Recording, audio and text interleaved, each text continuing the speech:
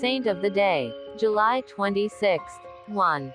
Saints Joachim and Anne. On July 26, the Roman Catholic Church commemorates the parents of the Virgin Mary, Saints Joachim and Anne. The couple's faith and perseverance brought them through the sorrow of childlessness, to the joy of conceiving and raising the immaculate and sinless woman who would give birth to Christ. The New Testament contains no specific information about the lives of the Virgin Mary's parents, but other documents outside of the biblical canon do provide some details. Although these writings are not considered authoritative in the same manner as the Bible, they outline some of the Church's traditional beliefs about Joachim, Anne and their daughter. The Proto-Evangelium of James, which was probably put into its final written form in the early 2nd century, describes Mary's father Joachim as a wealthy member of one of the 12 tribes of Israel. Joachim was deeply grieved, along with his wife Anne, by their childlessness. He called to mind Abraham. The early Christian writing says that in the last day God gave him a son Isaac.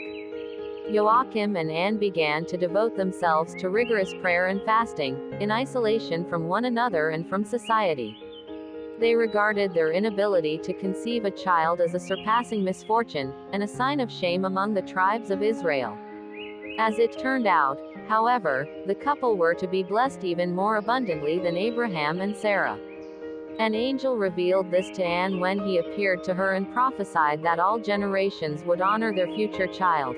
The Lord has heard your prayer, and you shall conceive, and shall bring forth, and your seed shall be spoken of in all the world. After Mary's birth, according to the Proto-Evangelium of James, Anne made a sanctuary in the infant girl's room, and allowed nothing common or unclean, on account of the special holiness of the child.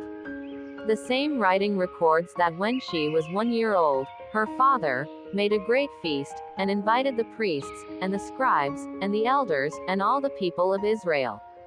And Joachim brought the child to the priests, the account continues, and they blessed her, saying, O God of our fathers, bless this child, and give her an everlasting name to be named in all generations. And he brought her to the chief priests, and they blessed her, saying, O God most high, look upon this child, and bless her with the utmost blessing, which shall be forever. The Proto-Evangelium goes on to describe how Mary's parents, along with the temple priests, subsequently decided that she would be offered to God as a consecrated virgin for the rest of her life, and enter a chaste marriage with the carpenter Joseph. Saint Joachim and Saint Anne have been a part of the Church's liturgical calendar for many centuries. Devotion to their memory is particularly strong in the Eastern Catholic Churches, where their intercession is invoked by the priest at the end of each divine liturgy. The Eastern Churches, however, celebrate Saints Joachim and Anne on a different date, September 9th. 2. Blessed Willam Ward. Blessed Willam Ward was born William Webster in mid-16th century England. He was raised Protestant and converted to Catholicism in Spain, after having traveled there with a friend. He returned to England, where he successfully converted his mother. There, he was also frequently imprisoned for his faith. At 40, he went to Belgium to study for the priesthood. As a secular Franciscan, he took the name Father William Ward and traveled to Scotland, where he was imprisoned for 3 years. He worked in London for the next 30 years, secretly ministering to the Catholic population and to the poor. He was eventually betrayed by a priest hunter and sentenced to death. He died July 15, 1641.